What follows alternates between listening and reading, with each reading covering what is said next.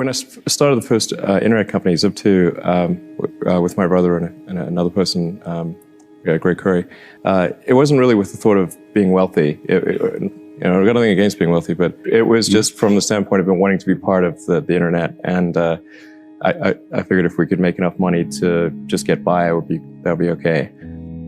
And when we started off, we literally only had like one computer, and so it would be our web server during the day, and I'd code at night.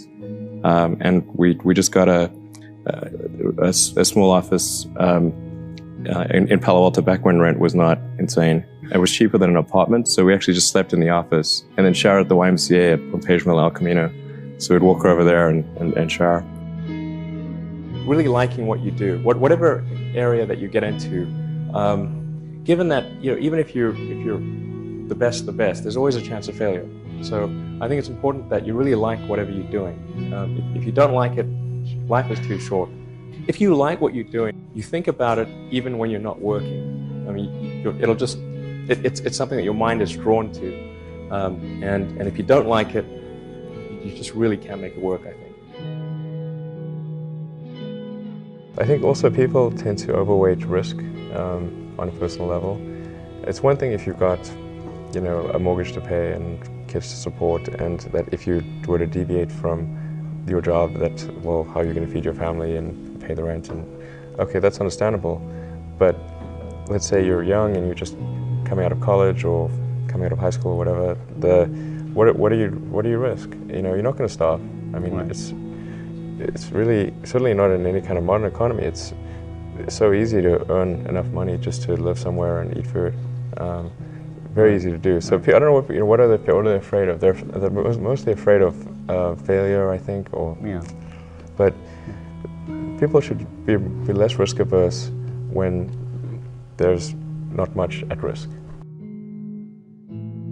Tesla really faced this threat of death due to the Model 3 production ramp. Essentially, the company was bleeding money like crazy, and just if we didn't solve these problems in a very short period of time, we would die. And it was extremely difficult to solve them. How close to death did you come? Within single-digit weeks. 22 hours a day, or how many hours? Just working, so 7 days a week, sleeping in the factory. I worked in the paint shop, general assembly, body shop. You ever worry about yourself imploding? Like it's just too much? Absolutely. No one should put this many hours into work.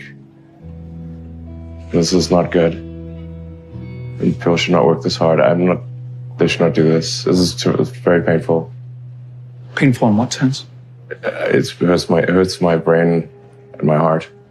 So this is not recommended for anyone. I just did it because if I didn't do it, then good chance Tesla would die. We want to have a future that is inspiring and exciting. And what are the things that you find inspiring and exciting about the future? And I think a future where we are a spacefaring civilization and out there among the stars, I think every kid gets excited about that. You don't even need to teach them. They just get it. It's like instinctive. And so it's very important for us to have reasons to be excited about life. Like when you wake up in the morning, it can't just be about problems. It's got to be more than that. So, I think a future where you can say, hey, even if it's not you, there's going to be people out there we can have a base on the moon. We're going to have a city on Mars, maybe go further, moons of Jupiter and everything. I think that's a very exciting future. Where do you sleep tonight? Tonight's in the factory. In the factory, not in a hotel? Well, technically in a conference room in the factory, but yeah.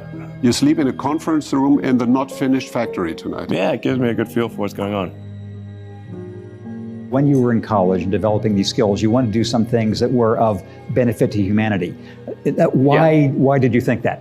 Well, because not everyone does. Yeah, no, I guess it was, I had sort of an existential crisis of like, what does it all mean and what's the meaning of life? And I had sort of a dark childhood. It wasn't good. I was just trying to figure out what does it all mean? And actually, when I read The Hitchhiker's Guide to the Galaxy, which I think is a great work of philosophy, that sort of highlighted the point that very often the issue is understanding what questions to ask. And if you can properly frame the question, then the answer is the easy part. So I thought things that expand the scope and scale of human consciousness and allow us to better ask questions and, and achieve greater enlightenment, those are good things. And so that's sort of what can we do that's going to most likely lead to that outcome. Advice I'd give to people starting companies, to entrepreneurs in general, is really focus on making a product that your customers love.